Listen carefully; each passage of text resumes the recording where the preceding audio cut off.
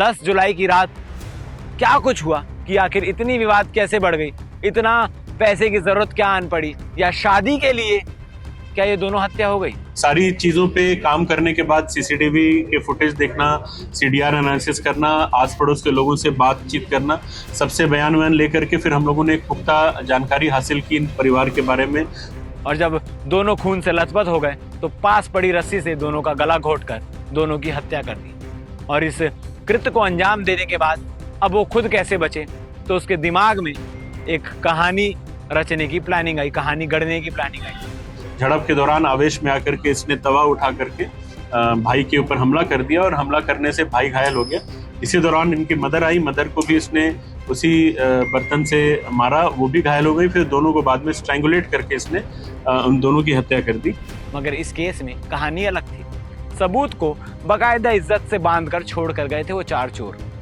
Police जब सख्ती से पूछताछ करती है, हर पहलू की जांच करती है, तो ऐसी चीजें निकलकर सामने आती है जो सारे रिश्तों को शर्मसार कर देगी। इस डबल मर्डर का हत्यारा निकलता है।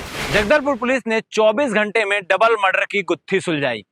और इस गुत्थी की कहानी जब आप सुनेंगे तो आपकी भी आंखें नम हो सकती है, क्योंकि ये जो कहानी है ये हर एक उस रिश्ते को तार तार करती है जिस रिश्ते की हम दुहाई देते हैं, जिस रिश्ते के बारे में हम लोगों से खुलकर चर्चा करते हैं और खुशी से उस रिश्ते का जिक्र करते हैं। क्या कहानी है जगदलपुर की, क्या कहानी है जगदलपुर के उस अनुपमा चौक की, आपको बताते हैं। दरअसल अनुपमा चौक में एक दुकान होता है और एक मकान होता है। उसमें 3 सदस्य रहते हैं, माँ गायत्री गुप्ता, बड़ा बेटा नीलेश गुप्ता और छोटा बेटा नितेश गुप्ता। 10 तारीख की रात को ये सारा घटना होता है, मगर इसका पता लोगों को 11 जुलाई को चलता है सुबह, क्योंकि रोजाना दुकान लगाने वाली गायत्री जब दुकान नहीं खोलती है, ज्यादा बड़ा दुकान नहीं था, एक छोटा सा दुकान जहां पर बिस्किट, मिक्सचर और तमाम चीजें बेचा करती थी। अब दुकान नहीं खुलता है। आसपास के मोहल्ले के लोग जब देखते हैं, जो वहां से रोजाना सामान खरीदा करते थे, कि दुकान नहीं खुली है, तो घर के अंदर जाते हैं, दरवाजा खटखटाते हैं, और जब दरवाजा खोल कर देखा जाता है तो 2 लाश मिलती है, गायत्री गुप्ता और बड़े बेटे नीलेश गुप्ता की। और वहीं बगल में छोटा बेटा नितेश गुप्ता का हाथ पैर बांध दिया जाता है। नितेश को जब पुलिस पूछताछ करती है कि आखिर ये पूरी घटना हुई कैसे, नितेश कहानी गढ़ता है, कहानी बताता है पुलिस को कि 4 चोर आए थे और 4 चोरों ने मिलकर ये सारी चीजों को अंजाम दिया है। पहले मेरी माँ को मारा, फिर मेरे भाई पे हमला किया और उसके बाद मुझे रस्सी से बांधकर चले गए। अब ऐसा कैसे हो सकता है कि कोई चोर, या यूं कहूं कोई हत्यारा, अपने सबूत को छोड़कर चला जाए, यानी छोटे बेटे नितेश को छोड़कर चला जाए केवल बांध के। क्योंकि अधिकतर देखा गया है, चाहे वो फिल्मों के माध्यम से हो, चाहे वो हमने आपको खबरों के माध्यम से दिखाई, जो भी सबूत रहते हैं उसे मिटाने का प्रयास किया जाता है, चाहे वो कोई इंसान ही क्यों ना हो। मगर इस केस में कहानी अलग थी। सबूत को बकायदा इज्जत से बांधकर छोड़ कर गए थे वो 4 चोर। पुलिस जब सख्ती से पूछताछ करती है, हर पहलू की जांच करती है, तो ऐसी चीजें निकलकर सामने आती है जो सारे रिश्तों को शर्मसार कर देगी। इस डबल मर्डर का हत्यारा निकलता है छोटा बेटा नितेश। अब ये सुनकर आप हैरान हो गए होंगे कि आखिर नितेश ने ऐसा क्यों किया, क्यों अपनी माँ और बड़े भाई की हत्या कर दी। इसका कारण जानकर आप इससे भी ज्यादा हैरान हो जाएंगे। 2 कारण है हत्या करने के, एक शादी और दूसरा पैसे। बड़ा भाई जो था नीलेश, उसका प्रेम प्रसंग था और जिसको लेकर अदर कास्ट होने की वजह से माँ इस शादी के लिए तैयार नहीं थी। इसी बात को लेकर पिछले 6 महीने से घर में कोल्ड वॉर की स्थिति थी। आपस में माहौल बहुत खराब हो चुका था, बहस भी होते थे कई बार। अब छोटे बेटे नितेश को इससे क्या, बड़ा भाई लव मैरिज करे ना करे, माँ माने ना माने, छोटे भाई को इससे क्या लेना देना। तो छोटा भाई परेशान था कि जब तक बड़े भाई की शादी नहीं होगी मेरा नंबर नहीं आएगा, और इस परेशानी से अपने भाई से खून नस में था, गुस्से में था। और इसके साथ ही जो नितेश है छोटा बेटा, उसने मार्केट से लाखों रुपए कर्जे भी उठाए रखे थे, और इनका जो घर है, करोड़ों की प्रॉपर्टी है, जगदलपुर के प्राइम लोकेशन में घर और दुकान है, करोड़ों की प्रॉपर्टी होने के कारण नितेश की नजर उस प्रॉपर्टी में थी कि उसका कुछ पैसा उसे मिल जाए तो वो कर्जा पटा सके। अब एक रात 10 जुलाई की रात क्या कुछ हुआ कि आखिर इतनी विवाद कैसे बढ़ गई, इतना पैसे की जरूरत क्या आन पड़ी, या शादी के लिए क्या ये दोनों हत्या हो गई। नितेश जो है वो थोड़ा बहुत नशा भी करता है, जो चीजें निकलकर सामने आ रही हैं, और रात को छुप छुप कर उठकर सिगरेट भी पिया करता था। उस रात को यही हुआ, नितेश छुप कर सिगरेट पीने के लिए उठा, और जब सिगरेट पी रहा था तभी बड़े भाई नीलेश की आंख खुल गई और वो नितेश को सिगरेट पीते देख लिया। इस बात पे दोनों भाइयों पर विवाद छिड़ गया।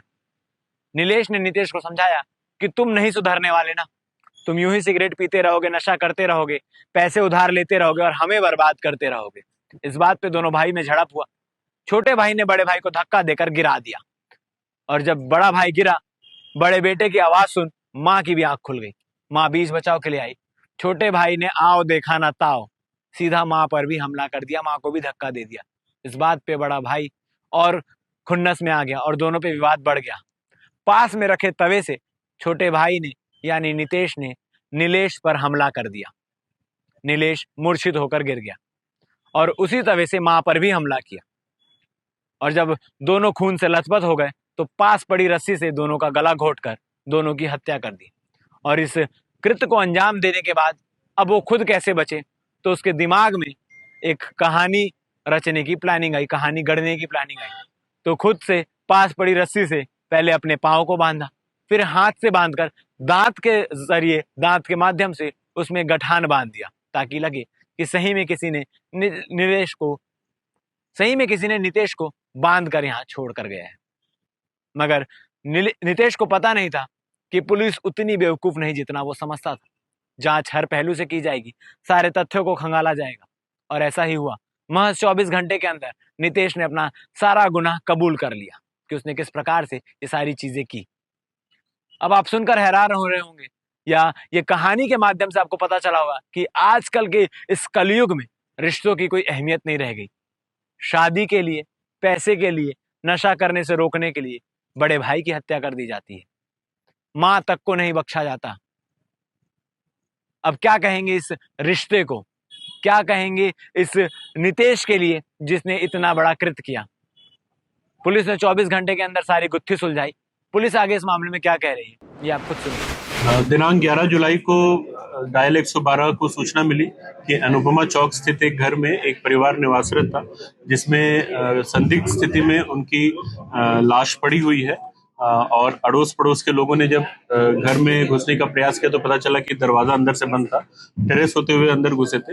तुरंत मौके पर 112 की टीम पहुंची तो वहां देखा 3 सदस्य परिवार के, उसमें से 2 सदस्य की हत्या हो गई थी। तीसरा सदस्य भी अनकॉन्शियस स्टेट में उस समय दिख रहा था, उसके हाथ और पैर बंधे हुए थे। तत्काल जो तीसरा सदस्य नितेश गुप्ता है, उसको उसका हाथ पैर खोल करके उसको बेहतर इलाज के लिए हॉस्पिटल भेजा गया।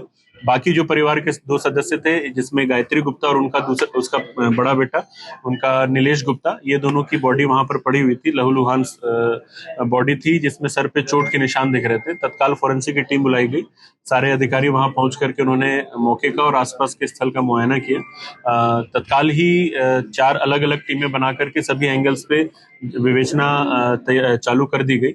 इसी बीच जब नितेश गुप्ता को हॉस्पिटल में जब उसकी स्थिति पता की गई तो पता चला कि वो बेहतर है और बात करने की स्थिति में, तो तत्काल उसका बयान लिया गया। जब उससे शुरुआती बयान लिया गया तो कुछ चीजें, कुछ ऐसी डाउटफुल चीजें उसके बयान में पता चली। फिर 2-3 बार अलग अलग बयान लेने पर उसने अपना बयान बार बार बदला, थोड़ा विरोधाभास आया उसके बयान में। सारी चीजों पे काम करने के बाद सीसीटीवी के फुटेज देखना, सीडीआर एनालिसिस करना, आस पड़ोस के लोगों से बातचीत करना, सबसे बयान लेकर के फिर हम लोगों ने एक पुख्ता जानकारी हासिल की इन परिवार के बारे में और पिछले कुछ दिनों की इनकी परिस्थिति के बारे में। और फिर उसके बाद नितेश गुप्ता जो एकमात्र सर्वाइवर था, उससे पूरी बातों के बारे में बातचीत करके कुछ क्रॉस क्वेश्चनिंग किया, तो फिर उसने फाइनली अपना अपराध कबूल कर लिया। उसने बताया कि उसके भाई के साथ उसके संबंध काफी दिनों से ठीक नहीं चल रहे थे, लगातार लड़ाई झगड़े होते रहते थे। और कल मतलब घटना दिनांक के रात को जब वो लोग साथ में सो रहे थे तो भी किसी बात पर इनकी बहस हुई और आपस में झड़प हुई। झड़प के दौरान आवेश में आकर के इसने तवा उठा करके भाई के ऊपर हमला कर दिया और हमला करने से भाई घायल हो गया। इसी दौरान इनकी मदर आई, मदर को भी इसने उसी बर्तन से मारा, वो भी घायल हो गई। फिर दोनों को बाद में स्ट्रैंगुलेट करके इसने उन दोनों की हत्या कर दी।